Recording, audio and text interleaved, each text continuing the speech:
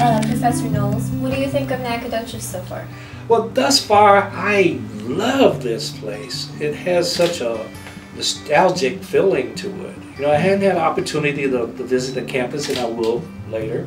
But for the short time, the hotel, I certainly wouldn't have thought. It just has a very cool vibe to it. So I just get a great energy from the city. My passion for music started as a kid when on Sundays, after Sunday dinner, my parents would ask me, well, they didn't ask me because I was a kid, they would tell me that they loved to dance in the living room that had the plastic where the kids could never go. And so I had a nickel, a dime, a quarter that I would put on the needle if it scratched because it was vinyl. My dad didn't like for the needle to scratch. So I learned the playlist that he liked. And so I became a DJ at an early age, and I really loved music growing up. I went to a talent show in high school, and we were the Temptations, and I won. When I was in elementary school, I sang "Oh Holy Night" for the Christmas Mass, which was a big deal. So I love music. My greatest achievement in the industry is the success of my artists. And I've had the opportunity to work with Earth, Wind & Fire, the OJ, Shaka Khan, Kool and the Gang, the opportunity to have and build a #1 gospel label in 2012 with Leandra Johnson, who won a Grammy and was #1 female gospel artist.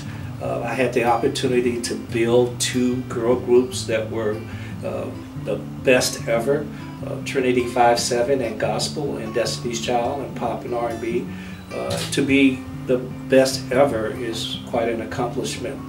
To see Solange's success, #1 album, Grammy, first time 2 sisters in the history of music have had 2 #1s.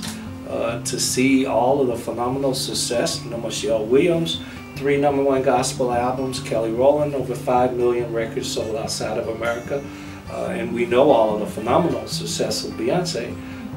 So I'm very proud and pleased and happy for all of my artists because A, they're very talented, B, they're very passionate, and 3, they listen, and 4, they work hard.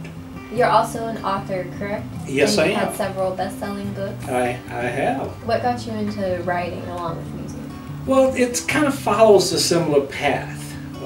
You know, I'm a songwriter, and penmanship is the same regardless if it's on paper or on paper for someone else to sing. So I enjoy telling stories. I've had an opportunity, I'm very grateful, by the way, to be able to share some of my knowledge with others, and that's why.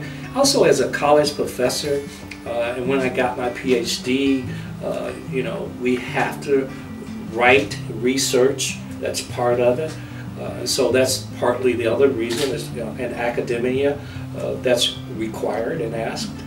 So it's a combination of all those things, of telling my story, being in academia, and my passion. I'm really enjoying writing. I'm on my 3rd book that's coming out in June, and the emancipation of slaves through music. My book that's out now is very critically acclaimed, Racism from the Eyes of a Child, and I tell my story growing up in Gaston, Alabama. And then my first book, #1 bestseller, The DNA of Achievers, 10 Traits of Highly Successful Professionals. Well, I tell my students, first and foremost, I teach critical thinking. Regardless of what the course name is, what I teach first and foremost is critical thinking. Because that's really, that's one of the keys of success, is being able to stop, here's a problem, how do I solve it, which is very important.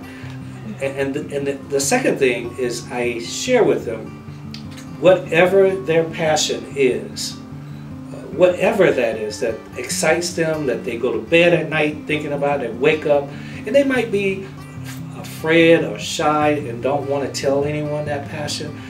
They might be in a position where their parents have told them they have to do this or get this degree. That never works.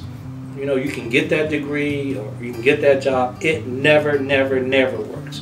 What works is when one lives their passion, that thing that you can do every day. Because I live my passion, so I never work a day in my life. And you won't either if you live your passion. Is that the same thing that you told your daughters? Absolutely. Had my daughters came to me and said, Dad, I want to be a doctor, then I would say, okay, go and get your medical degree, go to med school, and by the time you finish, I would have bought a hospital. That's how I think. So I didn't care if my kids wanted to do music, if they wanted to be a doctor, lawyer, or Indian chief. As long as it was their passion, I wanted then to surround them with the tools to be helpful as a parent.